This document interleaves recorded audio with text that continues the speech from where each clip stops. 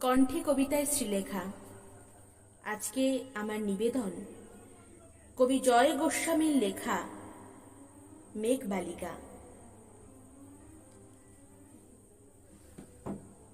আমি যখন ছোট ছিলাম খেলতে যেতাম মেঘের দলে।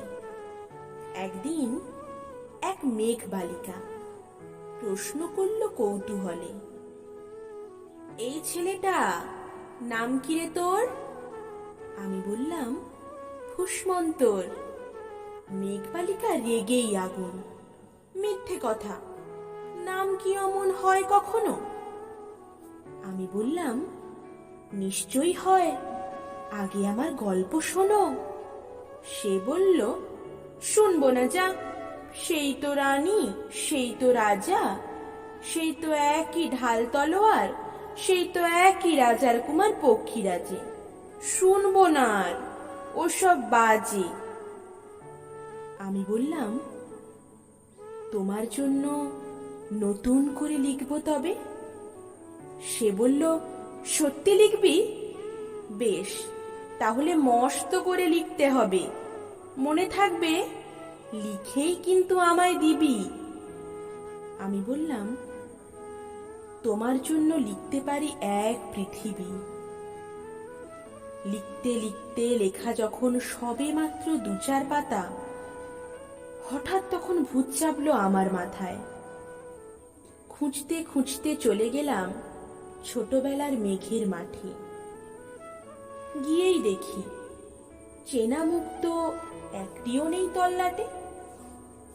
একজনকে মনে হলো ওরই মধ্যে অন্যরকম। এগিয়ে গিয়ে বলি তাকেই, তুমিই কি সেই মেঘবালিকা? তুমিই কি সেই? সে বলছে, মনে তো নেই, আমারও সব মনে তো নেই। আমি বললাম, তুমি আমায় লেখার কথা বলেছিলে। সে বলল, সঙ্গে আছে, ভাসিয়ে দাও গায়ের ছিলে। আর হ্যাঁ শোনো, এখন আমি মেঘ নই আর, সবাই এখন বৃষ্টি বলে ডাকে আমায়। বলেই হঠাৎ এক পশলায় চুল থেকে নখ আমায় পুরো ভিজিয়ে দিয়ে অন্য অন্য বৃষ্টি বাদল সঙ্গে নিয়ে মিলিয়ে গেল খরস্রোতায়, মিলিয়ে গেল দূরে কোথায়, দূরে দূরে। বৃষ্টি বলে ডাকে আমায়, বৃষ্টি বলে ডাকে আমায়।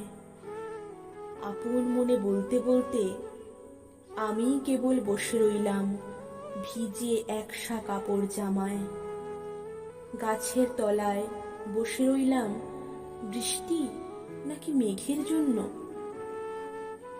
এমন সময় অন্য একটি বৃষ্টি আমায় চিনতে পেরে বলল, তাতে মন খারাপের কি হয়েছে? যাও, ফিরে যাও, লেখো আবার। এখন পুরো বর্ষা চলছে, তাই আমরা সবাই এখন নানান দেশে ভীষণ ব্যস্ত। তুমিও যাও, মন দাও গে তোমার কাজে। বর্ষা থেকে ফিরে আমরা নিজেই যাব তোমার কাছে। এক পৃথিবী লিখব বলে ঘর ছেড়ে সেই বেরিয়ে গেলাম।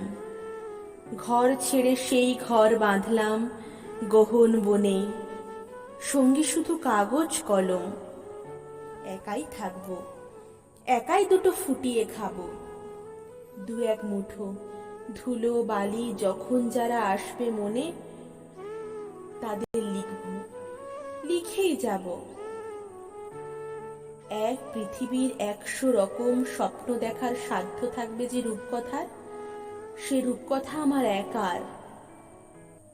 ঘাড় গুঁজে দিন লিখতে লিখতে, ঘাড় গুঁজে রাত লিখতে লিখতে, মুছেছে দিন মুছেছে রাত। যখন আমার লেখবার হাত অসাড় হলো, মনে পড়ল সাল কি তারিখ, বছর কি মাস, সেসব হিসেব আর ধরিনি। লেখার দিকে তাকিয়ে দেখি এক পৃথিবী লিখব বলে একটা খাতাও শেষ করিনি। সঙ্গে সঙ্গে ঝমঝমিয়ে বৃষ্টি এলো খাতার উপর, আজীবনের লেখার উপর। বৃষ্টি এলো এই অরণ্যে। বাইরে তখন গাছের নিচে নাচছে ময়ূর আনন্দিত।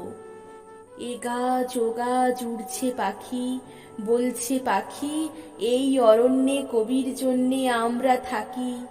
বলছে ওরা কবির জন্য আমরা কোথাও, আমরা কোথাও, আমরা কোথাও হার মানিনি। কবি তখন কুটির থেকে তাকিয়ে আছে অনেক দূরে।